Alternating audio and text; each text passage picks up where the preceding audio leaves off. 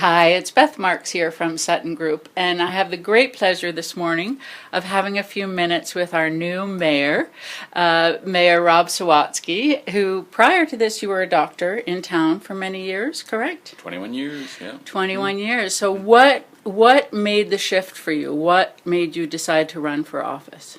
Well, this community raised my kids and paid off most of the mortgage of my house. And, you reach a stage where you want to give something back to the community. One of the things I looked at was doing volunteer medical things, but some of them are the really useful ones are quite a commitment, like Doctors Without Borders. They want 2 years. And at the time, there was an election coming up, and I thought perhaps I had some of the skills that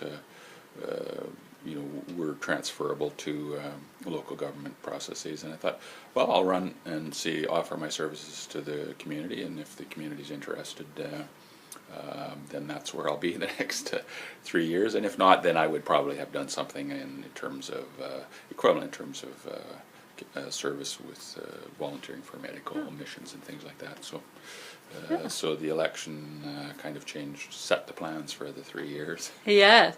Now, from where I sit and what I observe, you've already been a great ambassador for Vernon, and particularly as it relates to Vernon and Greater Vernon and cooperation. But if you had a magic wand, what's your vision of Vernon? What would you like to see our town grow into?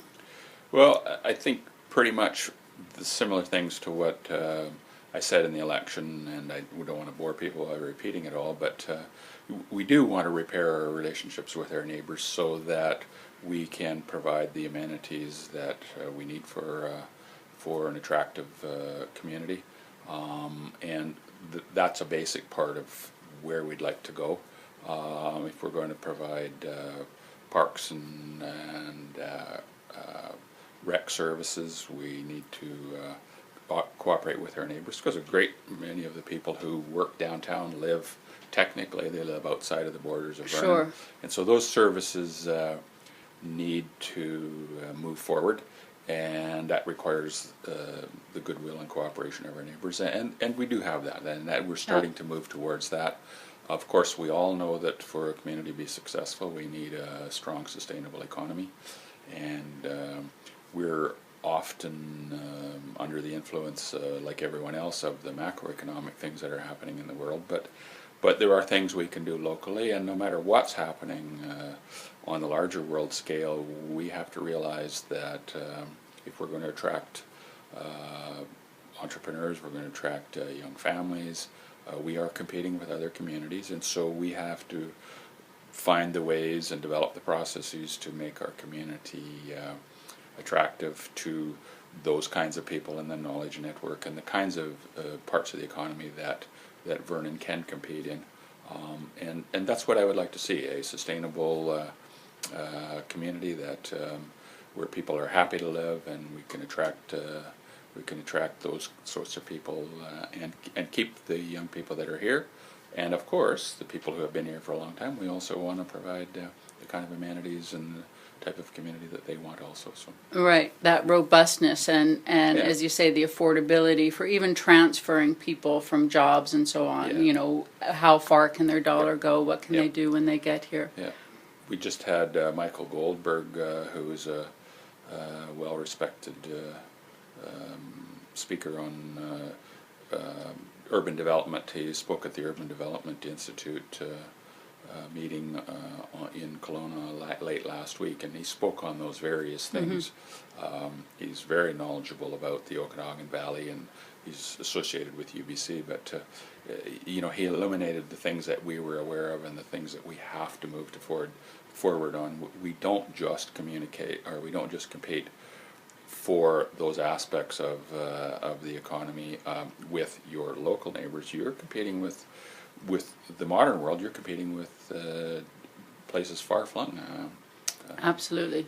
We're not just in an economy where you cut trees and dig things out of the ground. That's not necessarily our niche.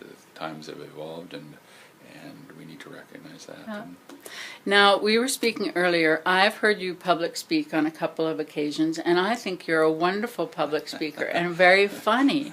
Now, were you a terror when you went through school? Did your teachers always write to your mom and say, they "Oh did no"? move me to the front of the class at times where I could be right under their thumb, and the fact that my mother often taught in the same school where I was misbehaving sometimes curbed my behavior. Oh, and where was that? Took away Was some that of the fun. That was Northeast Saskatchewan. Northeast? Yeah, you came out from the flat plains. Yeah, we were the area where we were. The land changes from farming to sort of trees and small lakes. It reminds me very much of the Caribou. That sort of area. Okay. It's very similar to that. Yeah. The bugs were about the same size too. Oh, so, yeah. Yeah. So, you've been in office now for a few months. I guess about 5 months now, 4 or 5 months. Mm-hmm. What has been your biggest surprise about some of your responsibilities in your role? The surprise has been that it's very similar to what I had kind of conceived. Mm-hmm. I don't have a lot of experience in local government specifically. I made a number of presentations and talks to various councils and boards over the years in volunteer work. But the surprise is it's very much like I had anticipated. There's a lot of detail that you need to learn about. That's the main thing. The surprise is that it's not a lot different than I kind of anticipated. It's a people business. It is, and I'm surprised really by how helpful everyone is. The other councillors are very helpful. People in the community who want things from you generally are very reasonable, and I didn't always have the impression that everyone would be. So, Yeah.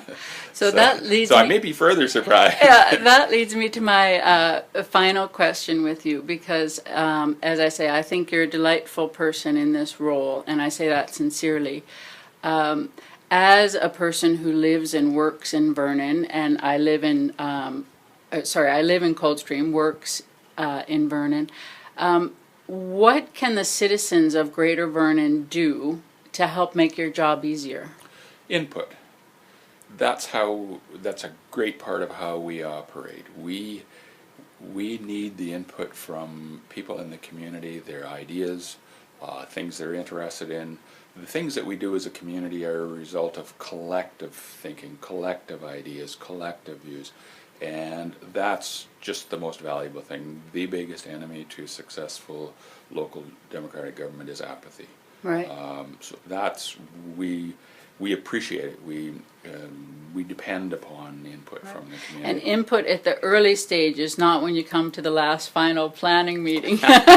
We are a democracy. Democracy is a noisy process, and it certainly is. It's certainly more useful and functional if you come early, and often input from the community initiates things, Right. and that's Right. that's very useful.